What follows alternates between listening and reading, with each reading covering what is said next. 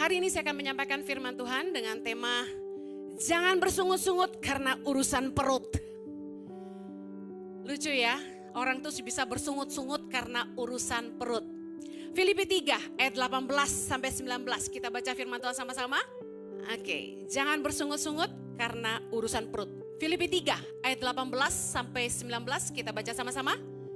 Karena seperti yang telah kerap kali kukatakan kepadamu, dan yang kunyatakan pula sekarang sambil menangis, banyak orang yang hidup sebagai seteru salib Kristus. Ayat 19, kesudahan mereka ialah kebinasaan, Tuhan mereka ialah perut mereka, kemuliaan mereka ialah aib mereka, pikiran mereka semata-mata tertuju kepada perkara duniawi. Siapakah orang-orang yang hidup sebagai seteru salib Kristus? Mereka adalah orang-orang yang menjadikan perut mereka Tuhan mereka, kata firman Tuhan. Hidup mereka dipimpin oleh keserakahan, keinginan, hawa nafsu. Dan dikatakan pikiran mereka tertuju kepada perkara-perkara duniawi. Perut bicara soal kampung tengah ini, bicara soal keinginan, hawa nafsu. Urusan kampung tengah perut kita ini bisa jadi Tuhan ketika kita lapar. Siapa di sini yang kalau lapar marah-marah? Makanan mana nih? Pembantu habis deh ya, kalau belum masak ya, kalau udah lapar ya. Selera makan saja bisa membuat manusia itu sengsara. Percaya? Saya ini baru pulang dari Turki ya, bawa grup. Dan setiap kali kami bawa jemaat Indonesia ke Tanah Suci, mau Turki, mau Mesir, mau Israel, mau Jordan, salah satu masalah terbesar adalah makanan. Orang Indonesia itu ternyata nggak suka makanan Timur Tengah, sayur-sayuran, salad-salad gitu ya. Bumbu-bumbu yang menurut lidah kita orang Indonesia tuh aneh, gado-gado bukan gado-gado ya. Kemudian mereka biasanya, aduh Bu Heni besok-besok masih gini nih makanannya nih gitu nanyanya ya. Setelah 2-3 hari Indomie mulai keluar, abon, sambal, teri, roa mulai keluar tuh cadangan-cadangan makanan, kerupuk. Saya bawain keripik tempe, semangat mereka ya. 2-3 hari lah mereka tahan, habis itu mereka mulai bosan. Dalam Bilangan 11 ayat 4-23, kita tidak punya baca waktu untuk semuanya, baca di rumah nanti. Bilangan 11 ayat 4-23. Bangsa Israel tuh bersungut-sungut karena soal makanan. Mereka bosan karena tiap hari mereka cuma makan mana di pagi hari. Tuhan turunkan mana tiap pagi dan mereka kumpulkan. Mana itu seperti ketumbar, biji ketumbar ya, putih-putih. Dikumpulin, mereka tumbuk, mereka masak jadi adonan roti. Mereka mengeluh sama Musa dan mereka mulai minta daging. Maaf, biasanya kalau orang-orang yang suka daging itu marah kalau nggak ada daging ya. Telur saja nggak bisa gantiin daging ya. Dulu saya punya staff ya di Tangan Pengharapan. Tinggal di tiap hari mereka makan di rumah kami. Satu kali saya dikasih tahu sama yang masak di rumah. Mulai marah-marah mereka. Mulai ada yang berani gebrak meja. Saya bilang kenapa gebrak meja? Mereka bilang gini, bosan kami. Tiap hari makan tahu tempe katanya gitu. Padahal enggak gitu. Masa saya sekejam itu? Percaya nggak tiap hari makan tahu tempe di rumah kami? Nggak mungkin lah. Saya sama suami itu kerja, khotbah, dapat PK. PK itulah yang saya kasih makan anak-anak dan staf di rumah. Bayangkan nggak dihargai, ya? Makan dari hasil persembahan kasih khotbah nggak dihargai, bayangin. Saya bikin menu di asrama dan di kantor. Itu sehari sederhana, sehari mewah bahasanya. Sehari makan sayur sama tempe, tahu, telur, atau jamur goreng, apalah yang berbaunya bukan daging gitu ya. Sehari makan daging, segala daging lah kami makan ya kan. Asal nggak kucing dan anjing ya. Semua kami makan. Nah, Jadi ketika mereka dapatnya itu enggak daging, marah mereka. Seperti bangsa Israel. Ternyata orang Israel juga suka makan daging. Mereka mulai marah sama Musa. Bilangan 11 ayat 4, kita baca sama-sama. Bilangan 11 ayat 4, sama-sama. Orang-orang bajingan yang ada di antara mereka kemasukan nafsu rakus. Dan orang Israel pun menangislah pula serta berkata, siapakah yang akan memberi kami makan daging? Wow. Kemudian ayat 5, kita teringat kepada ikan yang kita makan di Mesir dengan tidak bayar apa-apa, kepada mentimun dan semangka, bawang pre, bawang merah dan bawang putih. Ayat 6, tetapi sekarang kita kurus kering, tidak ada sesuatu apapun kecuali mana ini saja yang kita lihat. Lihat. Karena urusan perut mereka bersungut-sungut. Selama perjalanan ziarah itu, peserta mulai bacarita, kata orang Manado. Makan babi tore enak dang. Kata orang Makassar, kita nih sok kangen makan ikan. Di sini ikan tak ada katanya gitu. Kami kemarin sempat ke daerah yang ada lautnya. Jadi ada yang daerah yang tidak ada laut. Ikan gak ada. Ada pun tulangnya banyak. Saya paling takut makan ikan yang tulangnya banyak karena udah pernah ketelek tulang ya. Saya bilang, sabar ya, nanti pulang kita makan babi tore banyak-banyak. Jangan lupa kirim di Jakarta toh gitu. Mereka mulai cerita, pengen makan gado-gado nih katanya gitu. Pengen makan babi rica, bakar-bakar seafood katanya gitu. Di jalan tuh kita mulai ngomong yang halusinasi. Pagi-pagi gini enak makan bami Bu Heni katanya gitu ya. Jadi saya ketemu spaghetti itu rakus banget. Saking kangen, craving for noodles gitu ya. Pengen makan bakmi kita di sana. Tapi apa daya, pop mie pun jadilah gitu ya. Nah, ngelihat grup yang saya bawa berapa kali ini pergi ke Turki, Mesir, Israel, Jordan, saya jadi ngerti cerita ini. Bosan mereka tiap hari makannya itu terus. Modelnya sama. Mana bayangin, mau digoreng, mau direbus, mau di oven, mau di apa, mana isinya. Mulai bosan. Mereka mulai ngomel dan mereka mulai ingat, dulu kita makan ini, itu dan apa di Mesir. Padahal ya, lihat, bangsa Israel kalau kita baca kisahnya, mengalami penyertaan Tuhan yang begitu luar biasa. Mereka disertai dengan tiang awan pada siang hari, tiang api pada malam hari. Bisa dapat mana tiap hari aja tuh udah hebat sekali. Mereka haus mau minum, air keluar dari bukit batu. Bayangin, Tuhan itu keren. Air yang pahit aja bisa jadi manis buat mereka. Tuhan menyertai dengan luar biasa. Tapi cuma satu aja urusan perut. Mereka jadi bersungut-sungut. Mereka gak bersyukur. Mereka marah sama Musa. Padahal Tuhan itu telah memerdekakan mereka dari perbudakan di Mesir. Mungkin makannya enak. Buat mereka enak, padahal enggak lah, mana ada makanan budak enak, betul gak?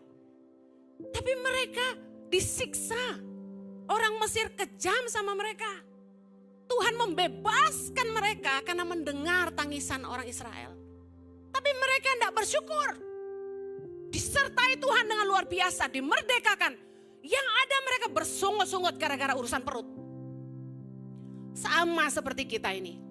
Kita kadang tuh gak bersyukur, Tuhan tuh sudah membebaskan kita dari Mesir. Apa itu Mesir?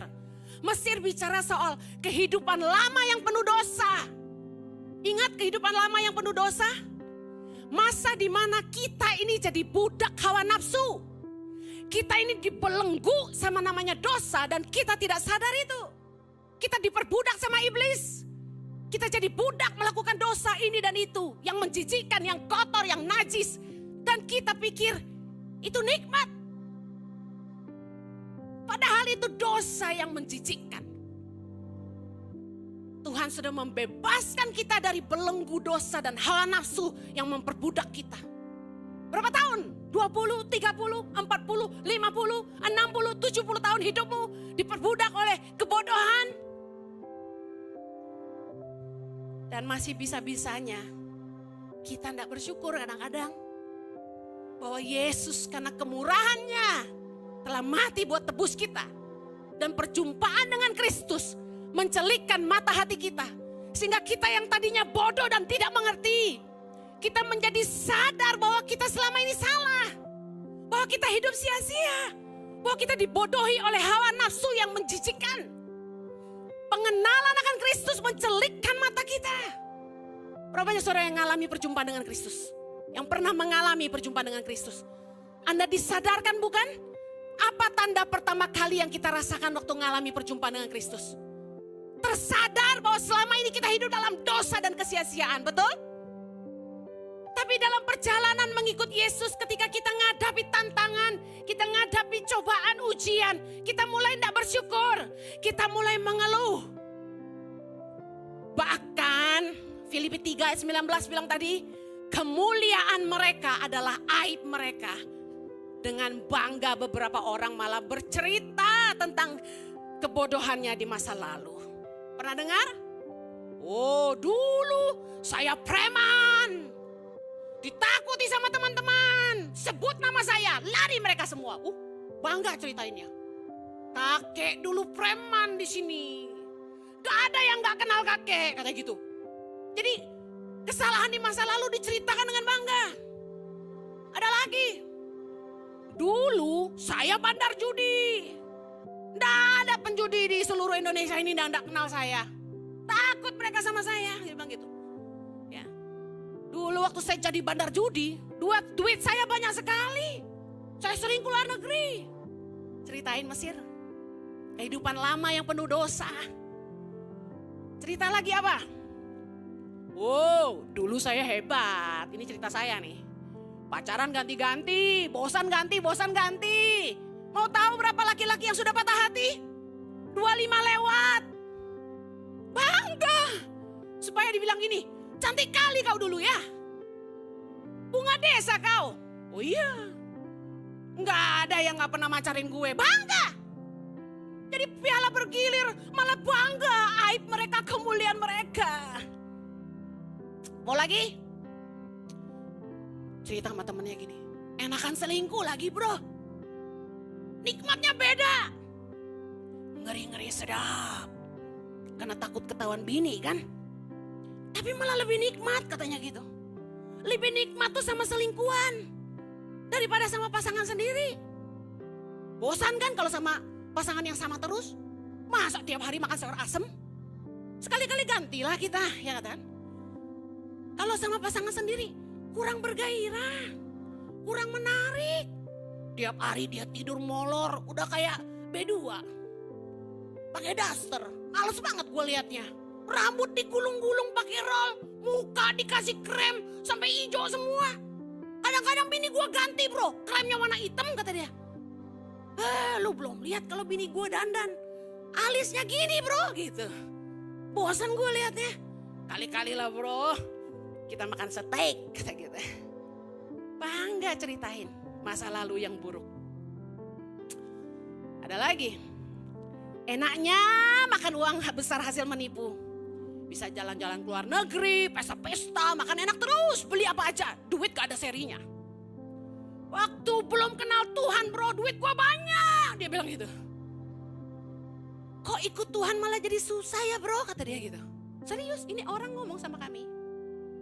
Dulu waktu saya belum kenal Tuhan, banyak duit saya kok, katanya gitu. Mau bikin apa aja bisa, mau beli apa aja bisa. Tapi kenapa ya kok Jojo? Waktu saya kenal Tuhan, habis saya kok. Harta saya hilang, dia bilang. Kerjaan saya nggak jalan. Kok ikut Tuhan malah jadi susah ya kok, dia bilang gitu. Karena harus jujur, harus berintegritas. Harus kerja keras, gak boleh nipu, gak boleh kerja yang gak benar. Kapan kayanya kok, katanya gitu. Ada lagi orang yang anak-anak muda cerita gini. Waktu belum kenal Yesus, enak bro. Pacaran mau ngapain aja, Gak masalah. Rese ikut Tuhan, mesti jaga kekudusan. Kaku banget masa pacaran cuma pegangan tangan. Banyak orang yang seneng ngomongin Mesir mereka. Mengeluh ikut Tuhan kok gini, mengeluh ikut Tuhan kok gitu. Mereka gak sadar bahwa apa yang Yesus lakukan memerdekakan mereka dari kebinasaan, menyelamatkan mereka dari maut, mengeluarkan mereka dari kesia-siaan, mencelikkan mata hati mereka sehingga mereka sadar mereka hidup dalam kebodohan. Anak-anak muda yang hidupnya sia-sia, waktu mereka ketemu dengan Tuhan, mereka sadar mereka hidup dalam dosa, tidak usah dimarahin orang tuanya. Mereka langsung mulai berpikir saya harus berguna. Mereka langsung menyala-nyala melayani Tuhan. Hobinya pergi ke gereja, pacaran jaga kekudusan. Saya pernah menyaksikan anak muda yang benar-benar jaga kekudusan sampai pernikahan. Terharunya luar biasa.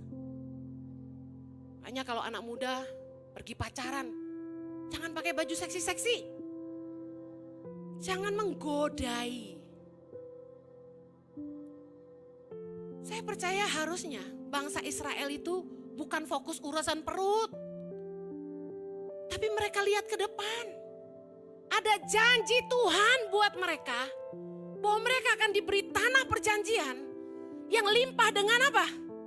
Susu dan madu, apalagi daging banyak. Tapi susah dulu. Ada prosesnya. Ada pepatah Indonesia bilang, bersusah-susah dahulu, bersenang-senang kemudian. Ikut Tuhan tuh kayak gitu. Bayar harga dulu. Jangan cuma nahan perut, lapar sedikit, bosan sedikit, ngomel, tidak bersyukur. Malah menyembah berhala. Marah sama Musa. Padahal mereka akan segera masuk tanah perjanjian. Yang limpah dengan susu, madu, daging, semua yang mereka mau. Bisa melihat kebodohan ini? Mereka tidak sadar bahwa soal makanan itu perkara yang sangat kecil. Yang Tuhan tidak mungkin tidak pikirin buat kita. Saya kasih tahu. Tuhan tahu tidak kita butuh makan? Tuhan tahu tidak kita butuh makan? Saya kasih tahu. Jangan pernah meragukan Tuhan cuma gara-gara urusan perut. Makanan itu berkat terkecil yang kita perlu khawatir. Sampai Yesus bilang apa? Lihat burung-burung pipit di udara. Dipelihara oleh Bapamu di sorga. Kita jauh lebih berharga. Makanya saya paling marah kalau orang berantem atau marah cuma urusan makanan. Mana tadi nasi gorengnya? Saya belum makan kok udah habis. Berantem, marah. Ngapain? Beli lagi. Pesan lagi. Jangan pernah ribut cuma urusan perut. Amen. Tidak layak kita marah cuma urusan perut. Apa sebenarnya yang Tuhan mau ajar kita tentang perut? Karena fokus kita kepada perkara-perkara duniawi. Keinginan hawa nafsu kita. Itu yang sering bikin kita bersungut-sungut. Kita mau ini, tidak dapat. Kita mau itu, belum dapat. Kita mulai mengeluh. Enak ya jadi dia ya. Bisa punya apa aja. Enak ya jadi dia ya. Mau kemana nggak mikir.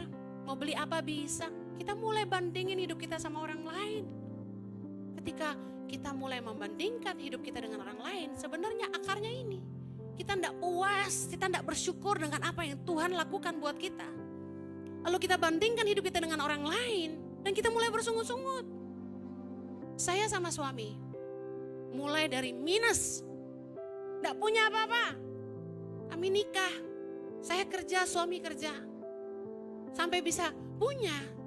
Kami berdua sama-sama terus. Saya masih ingat suami saya waktu merintis bisnis kurir di Australia. Saya lagi hamil.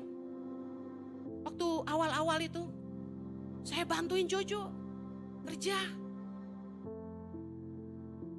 Saya jual kafe saya karena saya hamil. Lalu saya mulai ikut Jojo kerja. Sampai orang lihat kok perempuan hamil bantu dorong-dorong troli. Saya kasih tahu, di masa itu susah sekali. Kami kerja keras karena harus bayar cicilan rumah. Kami makan sederhana. Saya ingat makanannya membosankan. Tiap pagi cuma makan roti, pakai selai, pakai meses. Tiap siang kita beli sandwich bagi 2. Malam, tiap Selasa malam saya makan pizza $5. Beli 1 box bagi 2. Sore-sore mau makan malam, kami cari food court yang udah sale karena mau tutup. Kan di Australia jam 5 udah tutup semua. Sushi jadi $2, $1. Nasi di Chinese food restoran di 1 box $5. Kami makan 1 bagi 2. Hidup sederhana, tapi kami tidak pernah mengeluh. Kami bahagia. Kami nikmati proses itu. Saya kasih tahu, masa-masa susah itu ada bahagianya. Makanya waktu kita diberkati Tuhan dengan luar biasa dalam keuangan, kadang-kadang kita kangen makan makanan waktu kita susah. Yang ngerti katakan amin. Saya ingat kemesraan kami ketika kami susah sekali. Berdua selalu sama-sama, nangis sama-sama. Kalau doa berdua pegang tangan erat-erat karena pergumulan begitu berat. Ada kedekatan yang lebih besar dibandingkan ketika kita punya segalanya, saya kasih tahu. Nikmati proses hidup, jangan ngeluh. Suatu hari nanti, kamu akan kangen masa-masa ini. Kangen di mana kamu lihat penyertaan Tuhan yang ajaib. Saya pernah cerita di salah satu khotbah saya di YouTube. Bagaimana Tuhan suruh saya menabur $50, 1 lembar uang yang saya peroleh dengan susah payah hari itu untuk jualan di gereja. Untuk saya bisa hidup seminggu. Tuhan suruh saya tabur dan ketika saya tabur dan Tuhan berkati saya dengan $100 lewat seseorang yang kasih saya amplop dengan tulisan From Jesus to Henny. Saya kasih tahu, dapat uang $100 tuh kayak bahagia banget. Padahal cuma $100. Coba hari gini di mana kita punya lebih dari $100, dikasih $100 tuh biasa. Ada kenikmatan di masa susah. Jangan bersungut-sungut. Nikmati prosesmu. Yang mau katakan amin. Apa yang kita harus lakukan supaya kita tidak bersungut-sungut karena urusan perut? 2 hal. Yang pertama, fokus kepada janji Tuhan. 2 Petrus 1 kita sama-sama baca. Ayat yang ketiga.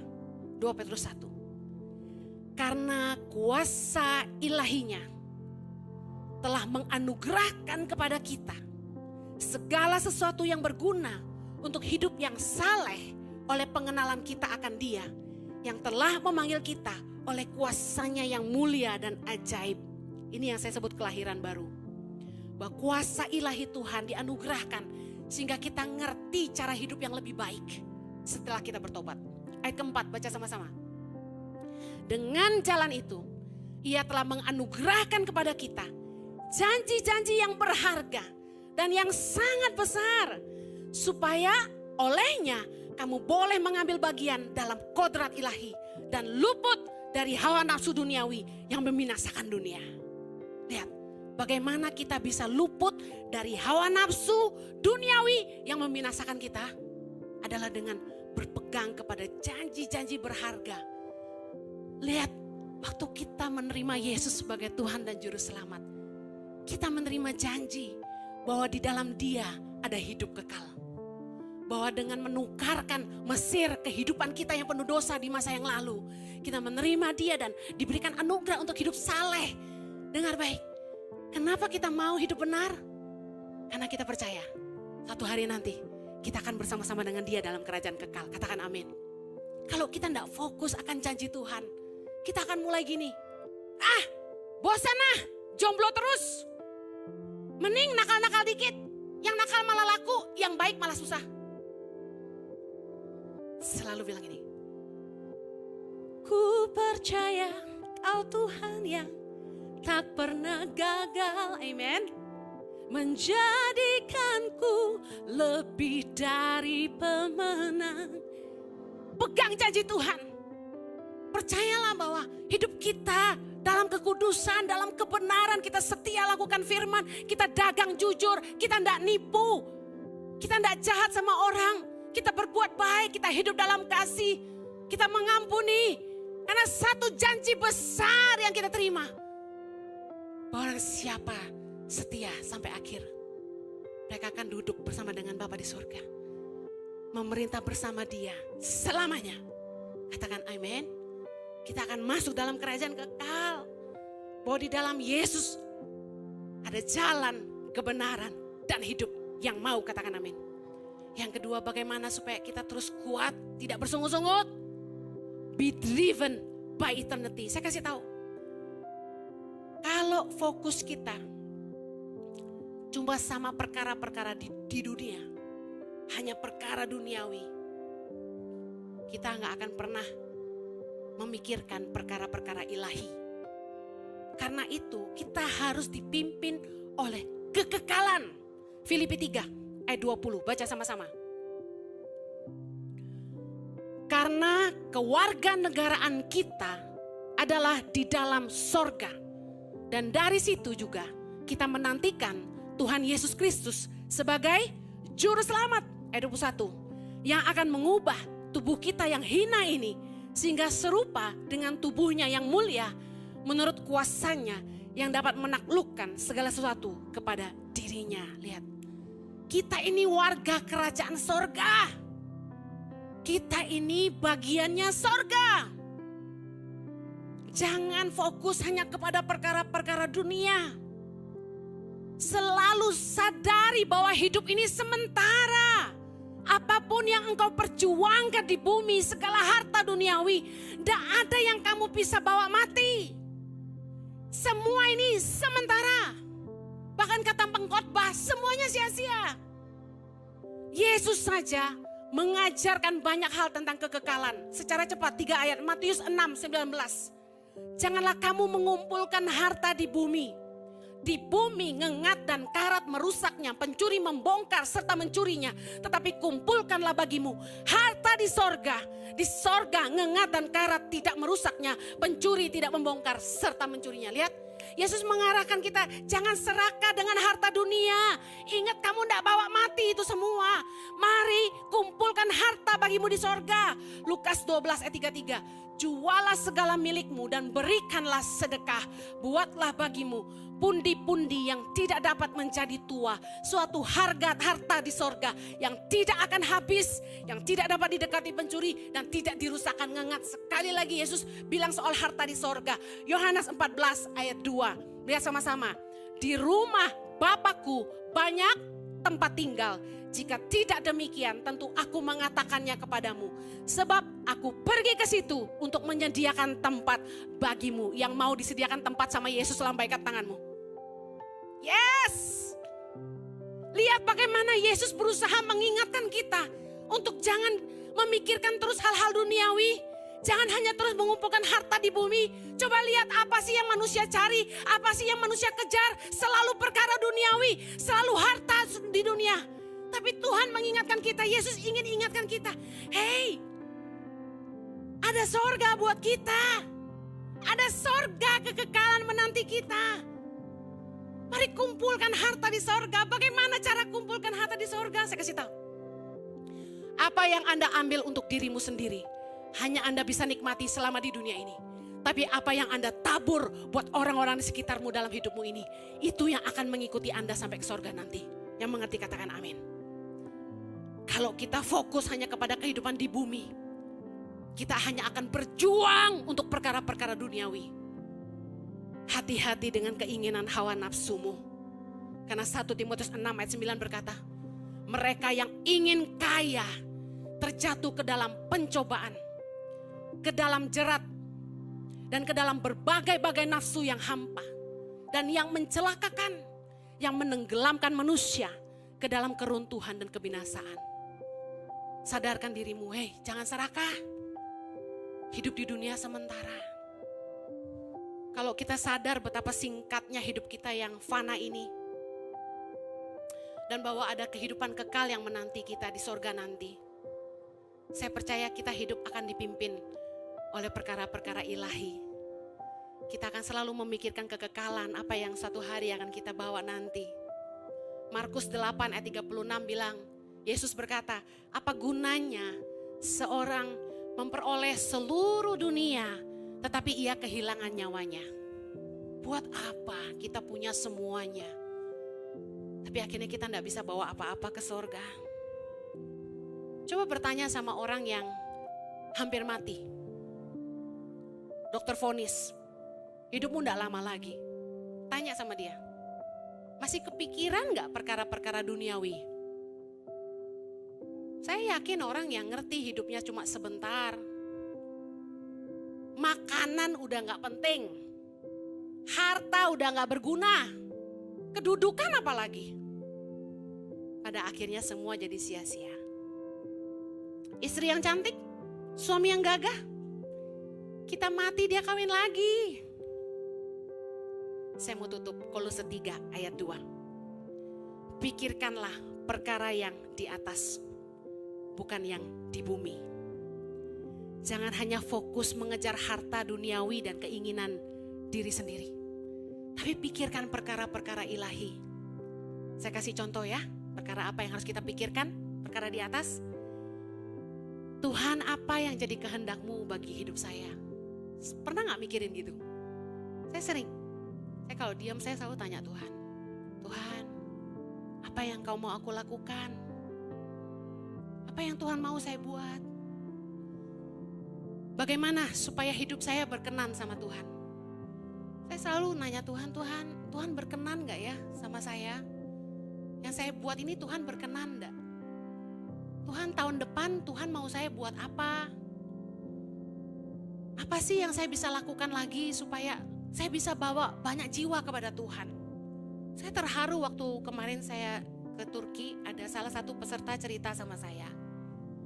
Ci, khotbah-khotbah Cici itu membuat banyak teman-teman kami yang mau cerai gak jadi cerai katanya. Saya terharu.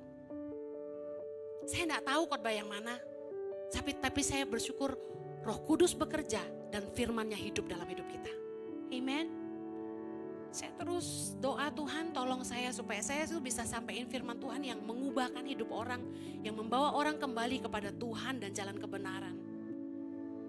Pernah gak mikir gimana ya supaya hidup saya ini bisa jadi berkat buat orang-orang di sekitar saya? Coba jangan melulu saya. Pikirin, gimana ya saya bisa jadi berkat buat orang-orang di sekitar saya? Gimana ya supaya saya bisa jadi berkat buat perusahaan di mana saya kerja? Bosmu dimenangkan gak buat Tuhan? Cerita gak tentang perbuatan Tuhan dalam hidupmu? Tahukah, iblis itu dikalahkannya sama 2. Darah anak domba dan kesaksian kita. Kalau Anda pernah ngalami dipulihkan Tuhan, pernah ngalami mujizat disembuhkan Tuhan, jangan tidak bersaksi. Karena itulah yang mempermuliakan Tuhan. Dan itulah yang akan membawa banyak jiwa kepada Tuhan. Pengalaman nyata kita bersama Tuhan. Amen. Pikirkan gimana ya supaya saya ini bisa jadi berkat buat orang-orang di kota saya, di bangsa saya. Gimana caranya supaya bisnis saya ini bisa nolong hidup orang banyak. Gimana supaya hidup saya ini bisa berguna. Itu loh yang kita pikirin. Jangan melulu gimana gue tambah kaya, gimana gue kawin tahun depan. Saya terus. Coba pikirkan perkara yang di atas. Ingat, orang yang hidup sebagai seteru salib adalah Tuhan mereka, adalah perut mereka. Hidup mereka dipimpin oleh keserakahan, keinginan hawa nafsu. Pikiran mereka tertuju hanya kepada perkara-perkara duniawi. Mari jangan hidup dipimpin perut. Jangan hanya fokus kepada perkara-perkara duniawi, tapi pikirkanlah perkara-perkara ilahi.